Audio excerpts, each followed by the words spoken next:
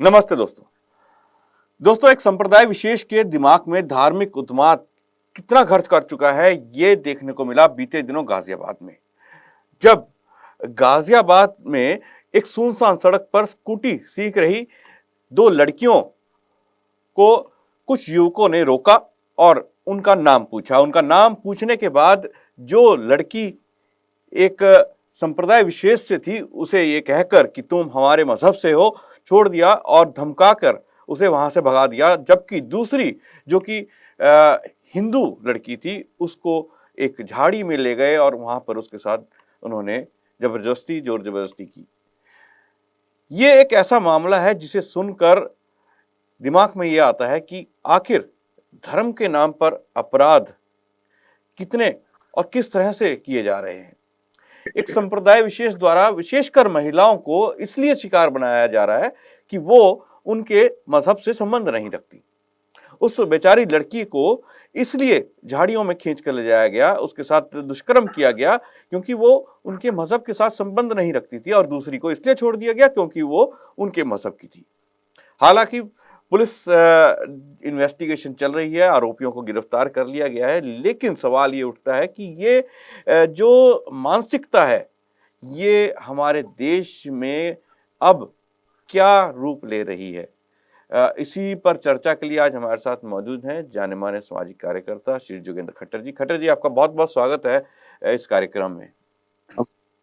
खट्टर जी, सबसे पहली प्रतिक्रिया, उत्तर प्रदेश में वैसे तो बहुत सारी एफआईआर दर्ज की जा रही हैं। दिल्ली इस वक्त महिलाओं के ऊपर अत्याचार और महिलाओं के ऊपर जो से संबंधित जो भी क्राइम है उसको लेकर एक नंबर पर मौजूद है, मतलब सबसे उच्चतम स्तर पर है। वहीं बिल्कुल दिल्ली से सटे हुए गाजियाबाद में इस तरह की घटना घटती है जहां धर्म पूछ के उस युवती से गैंग रेप किया जाता है। पहले उसका धर्म पूछा जाता है, फिर उसका गैंग रेप किया जाता है। ये दिल्ली से बिल्कुल सटा हुआ क्षेत्र है, ट्रॉनिका सिटी, वहां की ये घटना है। ये जो घटना है किस और संकेत देती है कि मानसिकता कहाँ जा रही है संप्रदाय विशेष के लोगों की? देखिए अमित जी, आपने सुंदर मुद्दा आज उठाया है। आप देखो किस तरह से ये इस घटना को अंजाम दिया गया कि दो लड़कियां जो है वो स्कूटी सीख रही हैं। उसने एक अपने मित्र को बुलाया कि सिखाने के लिए, और उसका मित्र जो है वो स्कूटी सिखा रहा था। इतने में ही जो है एक दूसरे धर्म का व्यक्ति, दूसरे धर्म का लड़का जो है उसकी उस पर नजर पड़ती है और उससे बात होती है। और उस लड़के ने जिस समय एक लड़की का धर्म पूछा, मजहब पूछा, तो उसने अपना जो है वो धर्म जो है इस्लाम बताया। उसको उस लड़के ने एश्योरेंस दी कि तेरे साथ कुछ गलत नहीं होगा। दूसरे का मजहब जब पूछा, जो लड़की ने बताया कि ये हिंदू है, तो उस समय उस लड़के के मन में जो एक वैशीपन था, मैं कहूं कि जो उसकी अशिक्षा थी, वो बाहर आई। और उसने ना केवल उस लड़की को अपनी हवस का शिकार बनाया, बल्कि अपने दूसरे दोस्तों को भी साथ में बुलाया। तो आप देखो कि जिस समय उसको ये पता चला कि ये हिंदू लड़की है, तो उस समय उसकी हैवानियत कितनी चरम पर रही होगी उस समय, कि अपने ही जो धर्म की लड़की है उसको तो उसने एश्योरेंस दे दी कि भैया तेरे साथ तो कोई गलत काम नहीं होगा। लेकिन उस लड़की के साथ जो है उसने अपने दोस्तों को बुला करके दुष्कर्म किया। तो ये इनकी मानसिकता को दिखाता है कि किस प्रकार की मानसिकता को लेकर ये जीवन यापन कर रही है। और इस प्रकार का यह मैं समझता हूं कि अमित जी, अगर ये यही किसी वजह से उल्टा हुआ होता, किसी हिंदू लड़के ने दूसरे मजहब की लड़की के साथ कोई दुष्कर्म कर दिया होता, तो शायद अब तक सारे टीवी चैनल जो है इसकी बहस के साथ भरे हुए होते, और कहीं दूसरी तरफ जो है वो न्यूज़पेपर भी इस पूरी खबर के साथ भरे हुए होते। तो अमित जी, मैं समझता हूँ कि इन युवकों को, इस जो इस्लाम को बदनाम करने वाले जो ये युवक है, इनको शिक्षित करने की आवश्यकता है। कहीं ना कहीं इनकी शिक्षा में बहुत कमी रह गई, जिसके कारण से इतना जहर इनके मन में एक धर्म के प्रति हो गया कि उस लड़की को दुष्कर्म करने से भी ये डर नहीं रहे। इन इन लड़कों को किसी कानून नाम का भी खौफ जो है, डर जो है वो नहीं रह गया। इतनी अधिक जो है नफरत दिमाग में इनके भरी हुई है। जी, बिल्कुल। खट्टर जी, आपने बिल्कुल सही कहा। महिलाओं के प्रति जो अपराध है, दुष्कर्म, चाहे वो किसी भी मत, संप्रदाय, धर्म से संबंध रखती हो, ये एक बहुत बड़ा अपराध है। किसी एक इंसानियत को लेकर भी अगर हम बात करते हैं। लेकिन वहीं जिन युवकों की बात की जा रही है, तीनों जो युवक थे, इमरान, जुनैद और चाँद। तो चाँद वो व्यक्ति था जिसने उन लड़कियों से उनका मज़हब, उनका धर्म पूछा और उसके बाद उस लड़की को एश्योरेंस दिया कि तुम क्योंकि हमारे मजहब से संबंध रखती हो तो तुम यहाँ से भाग जाओ और इस घटना का किसी को मत बताना। उसने धमकाकर उस लड़की को भगाने का प्रयास किया।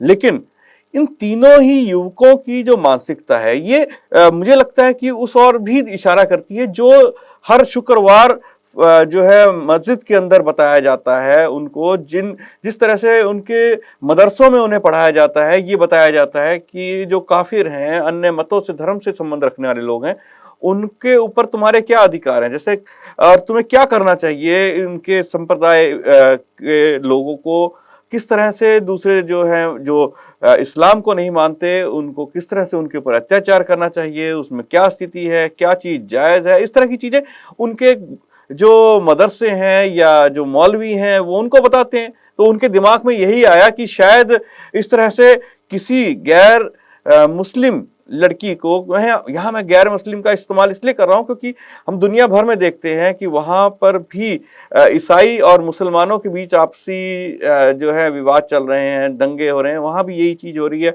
भारत में हिंदुओं के साथ जो है ये मुसलमान इस तरह की हरकतें कर रहे हैं। हाल ही में एक लखनऊ में जिस तरह से गला काट दिया एक हिंदू का, तो ये सब जहर इनके दिमाग में कहाँ से भर रहा है? क्या मदरसों के जो बच्चे हैं या जो ये रोज नमाज पढ़ने जाते हैं, वहां पर जो मौलवी उनको खुतबा देता है, उनको सुनाता है, समझाता है, तो ये सब इनको बताते हैं कि आपको सवाब मिलेगा? इस तरह की दिमाग में चीजें कहाँ से डाली जा रही हैं? शायद यहीं से।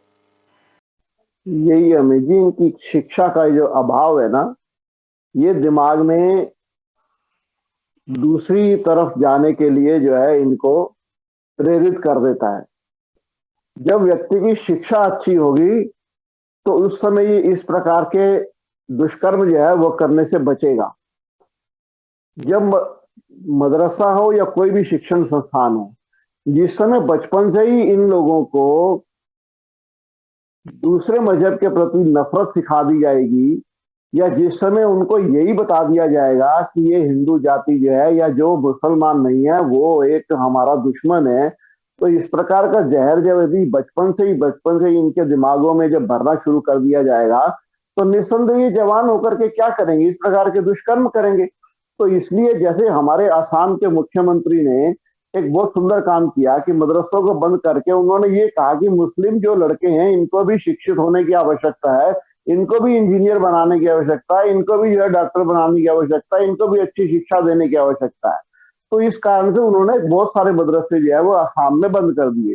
तो इसी प्रकार का एक्शन लेने की जरूरत है।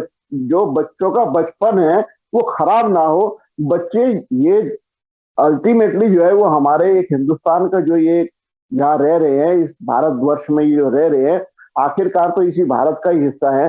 तो क्यों नहीं इनको भी शिक्षित किया जाता है? इनके माता पिता को सोचना चाहिए कि हम अपने बच्चों को क्या शिक्षा दे रहे हैं। तो इस प्रकार इनको यदि अच्छी शिक्षा मिलेगी तो इस प्रकार के कार्यों से ये दूर रहेंगे। लेकिन जो कट्टरपंथी कुछ लोग हैं वो इन बच्चों को शिक्षा नहीं देना चाहते। जो इनकी सोची समझी एक रणनीति कह लूं या चाल कह लूं कि जिसके कारण से उनके दिमागों में तो ये भरा जा चुका है, नफरत के एक बीज बोए जा चुके हैं।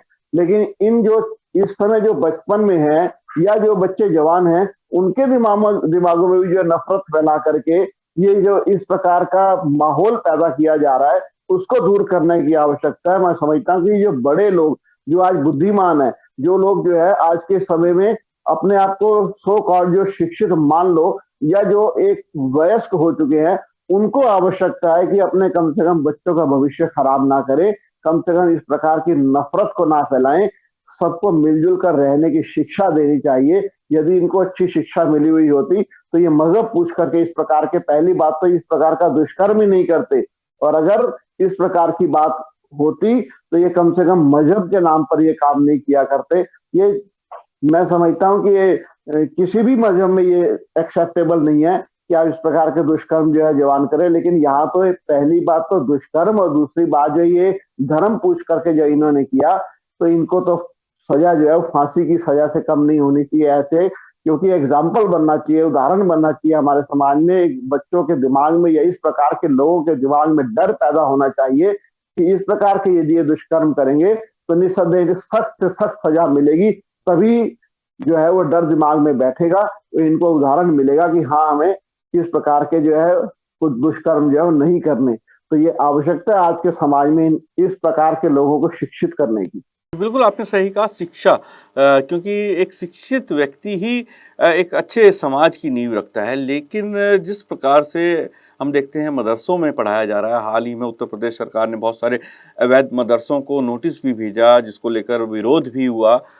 लेकिन फिर भी उत्तर प्रदेश सरकार का एक अच्छा उदाहरण हम ये दे सकते हैं कि उन्होंने मदरसों को कम से कम ये देखने का प्रयास किया कि कौन से मदरसे अवैध हैं और कौन से मदरसे ठीक हैं। इसी प्रकार से बहुत सारी चीज़ें मदरसों को लेकर की जा रही हैं, वहाँ पे शिक्षा के स्तर को लेकर की जा रही हैं। लेकिन जो एक बड़े स्तर पर अगर हम इस तरह की चीज़ों को देखें, पूरे भारत में अतीत में भी इस तरह से होता आया है कि हिंदू महिलाओं को जो है गुलाम बनाया जाता था, उनके ऊपर अत्याचार किए जाते थे और उनको हरम में रखना, ये सब चीज़ें हुआ करती थी। उसके बाद हम देखते हैं कि अब वर्तमान में लव जिहाद नाम की एक चीज़ सामने आई, जहाँ पर हिंदू लड़कियों को एक तरह से मूर्ख बनाकर या उनको गलत तरीके से फंसाकर इस्लाम में लाया जाता था, या उनके साथ इसी प्रकार से दुष्कर्म किया जाना या उनका शारीरिक शोषण किया जाना। ये सब चीज़ें लव जिहाद के तहत आरंभ हुई और हो भी रही हैं आजकल भी।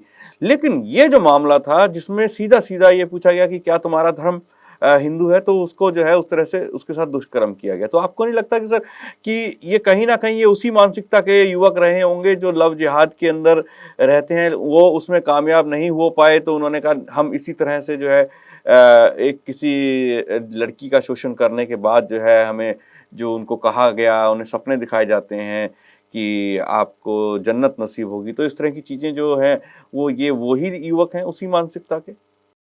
निस्संदेह अमित जी, वही शिक्षा का अभाव, जैसा कि अभी आप बता रहे थे कि उत्तर प्रदेश में भी मदरसों को जो है बंद किया गया, असम में भी बंद किया गया मदरसों को। तो आवश्यकता है आज के समय में इस प्रकार की जो कट्टरपंथी शिक्षा जो दे रहे हैं, उस कट्टरपंथी शिक्षा को हटा करके जो एक रूटीन में, जो मैं समझता हूँ कि भारत के हक में भी है, राष्ट्र को उन्नत करने वाली जो शिक्षा है। पहले तो सबसे पहले आर्यसमाज ने भी ये कहा कि मनुर्भव, मनुष्य को मनुष्य बनाने की जो शिक्षा है वो सबसे पहले वो आवश्यकता है। इस प्रकार की हैवानियत को समाज जो है कभी भी एक्सेप्ट नहीं कर सकता। इसलिए इस प्रकार के लोगों को मदरसों की शिक्षा बंद करके इनको शिक्षा, स्कूली जो शिक्षा है वो देने की आवश्यकता है। इनको जो है चरित्रवान बनाने के लिए इनको शिक्षा देने की आवश्यकता है। निस्संदेह ये जो लव जिहाद है ना, ये बहुत समय से जो है कट्टरपंथियों के द्वारा चलाई जा रहा है एक मुहिम जो है वो यहाँ पे इस समय बंद होने की आवश्यकता है। ये समय ऐसा नहीं कि वो पहले वाला समय जो हरम में औरतों को रखा जाता था, वो आज का समय नहीं है। सब औरतें भी शिक्षित है, पुरुष भी शिक्षित है। तो इस प्रकार के जो उनका शिक्षित वर्ग है उसको आगे आना चाहिए, और इस प्रकार के मदरसों में जो नफरत फैलाई जा रही है उसको बंद करना चाहिए। जी, बिल्कुल आपने सही कहा कि इस प्रकार के जो मदरसे हैं और जो मुल्ला मौलवी इस तरह की बातें करते हैं, जो इस तरह की नफरत फैलाते हैं, उनके ऊपर अंकुश लगाना बहुत ही आवश्यक है। आप हमारे साथ इस चर्चा में आज जुड़े, आपका बहुत बहुत धन्यवाद खट्टर जी। दोस्तों, मज़हब के नाम पर जिस प्रकार से ये एक अपराध किया गया, ये एक चौंकाने वाली चीज़ थी। आज तक हम देखते आ रहे थे कि किस प्रकार से मज़हब के नाम पर लोगों के गले काटे जा रहे हैं, मारपीट की जा रही है, लेकिन महिलाओं के साथ इस तरह से अत्याचार किया जाना एक नए प्रकार का अपराध था। आज मुझे आज्ञा दीजिए, मुद्दा जरूरी में बस इतना ही। कल फिर मुलाकात होगी, तब तक के लिए नमस्ते।